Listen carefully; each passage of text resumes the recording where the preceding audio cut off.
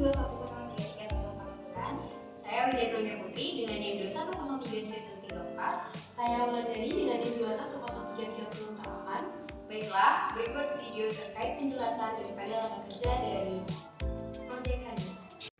Baiklah, untuk materi pertama akan dijelaskan oleh Saudari Wulandari. Kepada Wulandari disilakan. Terima kasih kepada moderator. Baiklah, saya akan menjelaskan mengenai latar belakang terbentuknya mesin uap, di mana mesin uap ini adalah sebuah perkakas yang dapat mengubah energi termal dengan teratur dan terus-menerus menjadi sebuah energi mekanik, di mana menurut cara perubahan energi tersebut, maka mesin uap itu dibagi menjadi dua macam. Yang pertama yaitu mesin uap torak dan turbin uap, di mana pada penemuan mesin uap ini merupakan salah satu yang mengakibatkan timbulnya temuan-temuan mesin penggerak lainnya, di mana terdapat pada fenomena fisika di dalam penggunaan mesin uap sebagai penggerak kapal uap. Oleh karena itu, kita sebagai mahasiswa fisika harus mengetahui bagaimana konsep fisika dapat menjelaskan hal tersebut.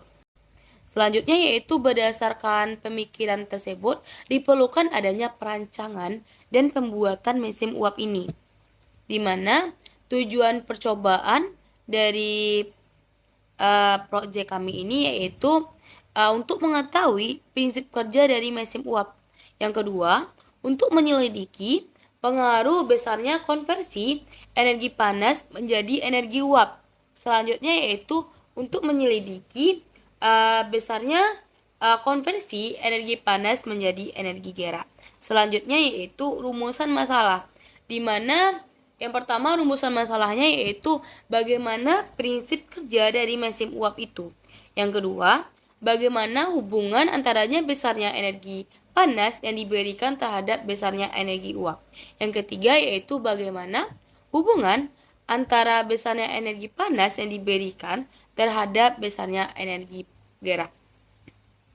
Selanjutnya itu kita harus tahu terlebih dahulu definisi dari mesin uap itu tersendiri, di mana mesin uap itu adalah sebuah mesin yang menggunakan energi panas dalam uap air dan mengubah menjadi energi mekanis. Mesin uap digunakan dalam pompa air, dalam lokomotif, dan juga dalam kapal laut, dan sangat penting yaitu dalam revolusi industri, di mana mesin uap itu merupakan mesin pembakaran eksternal dengan cairan yang terpisah dari hasil pembakarannya, di mana sumber panas yang dapat digunakan yaitu seperti tenaga surya, tenaga nuklir, dan atau tenaga panas bumi. Jadi, jika uap berkembang melalui piston atau turbin, akan menyebabkan terjadinya kerja mekanik, di mana pada mesin uap ini mulai berkembang pada abad ke-17 dan mencapai puncak kejayaannya itu pada abad ke-19, di mana soal prime mover untuk industri maupun transportasi, kapal uap dan kereta api ini mengandalkan mesin uap, di mana pada zaman dahulu kapal kereta api itu mengandalkan mesin uap, di mana saat kereta api berjalan maka di atas gerbang pertama itu akan ada uap dari kereta api itu. Selanjutnya itu perkembangan dari mesin uap yang didasari dengan ide sederhana dari seorang insinyur asal Skotlandia yaitu James Watt. Dikembangkan mulai dari rancangan sederhana hingga menjadi sebuah mesin uap yang menjadi kondensor, di mana mesin uap steam engines masuk dalam kategori pesawat kalor, yaitu peralatan yang digunakan untuk mengubah energi termis dari bahan bakar mekanis melalui proses pembakaran.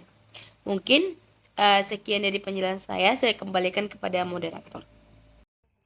Baik, untuk materi selanjutnya akan saya jelaskan sendiri, di mana materi selanjutnya mengenai prinsip kerja daripada mesin uap. Prinsip kerja dari mesin uap yaitu menggunakan prinsip perubahan energi, di mana perubahan energi ini terjadi dari energi panas yang dihasilkan oleh pembakaran lilin ke gas yang menyebabkan kincir tersebut bergerak. Gas itu sendiri dapat menghasilkan energi berupa dorongan, di mana perubahan energi yang terjadi berasal dari pemanasan air oleh api yang dihasilkan oleh lilin, kemudian energi tersebut menghasilkan perubahan suhu yang menghasilkan dorongan dan tekanan terhadap kondisi di luar lingkungan sekitarnya. Uap yang dihasilkan akan terdorong keluar dan akan mendorong udara bebas sehingga kincir dari mesin uap tersebut bisa berputar. Adapun komposisi uap dan udara juga mempunyai perbandingan yang sama dengan kondisi udara bebas. Hanya saja perbedaan suhu uap yang dihasilkan akan lebih panas. Cara kerja mesin uap tersebut merupakan terapan ilmu termodinamika di mana air dalam wadah biasanya dipanaskan pada tekanan yang tinggi. Karena dipanaskan pada tekanan yang tinggi, maka proses pendidih air yang terjadi pada suhu yang tinggi pula. Suhu berbanding lurus dengan tekanan, di mana semakin tinggi suhu uap, maka semakin tinggi besar pula tekanan uap yang dihasilkan. Uap yang bersuhu tinggi atau uap yang bertekanan tinggi tersebut bergerak melewati katup masukan dan memuai terhadap piston. Nah, ketika memuai, uap mendorong piston sehingga piston meluncur ke kanan. Dalam hal ini, sebagian kalor alias panas pada uap berubah menjadi energi kinetik atau uap melakukan kerja terhadap piston. Dimana piston tadi pada percobaan kali ini akan kami ganti dengan menggunakan suatu kaleng. Kemudian, prinsip kerja mesin uap bisa dihasilkan apabila kita membiarkan kalor mengalir dari benda yang bertempat suhu tinggi menuju benda yang bersuhu rendah. Nah, ketika piston atau kaleng bergerak ke kanan akibat adanya pemuaian uap dari bersuhu tinggi atau uap yang bertekanan tinggi. Nah, selanjutnya adalah bagian metodologi. Pada bagian metodologi ini, kami membahas mengenai peralatan dan komponen serta prosedur kerja yang akan dilakukan. Untuk pertama adalah peralatan dan komponen yang akan digunakan dalam percobaan kali ini.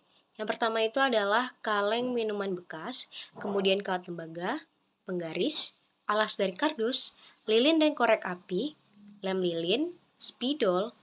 Selanjutnya adalah pemotong kawat, gunting, paku, dan cutter.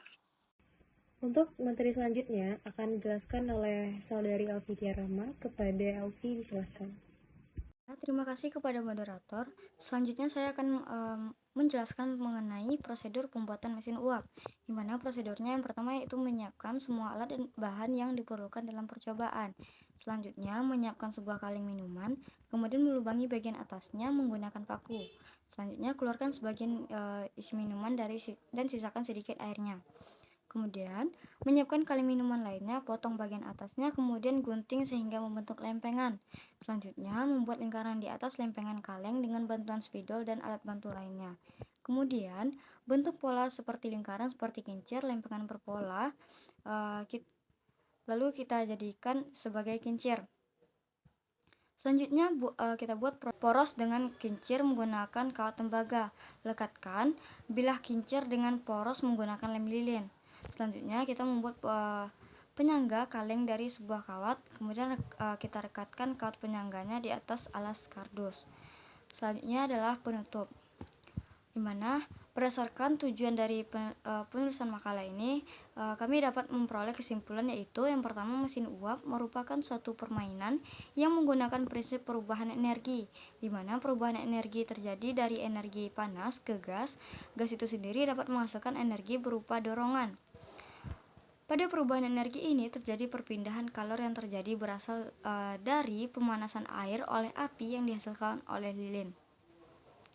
Kapal uap ini menerapkan konsep hukum 3 Newton, di mana kapal uap ini memberikan gaya aksi dengan mengemburkan gas keluar lewat belakang kapal, dan gas tersebut memberikan gaya reaksi dengan mendorong kapal ke depan. Kemudian hubungan antara hukum aksi-reaksi, tekanan uap, massa jenis, dan perpindahan kalor yang menyebabkan kapal uap tersebut bisa berjalan.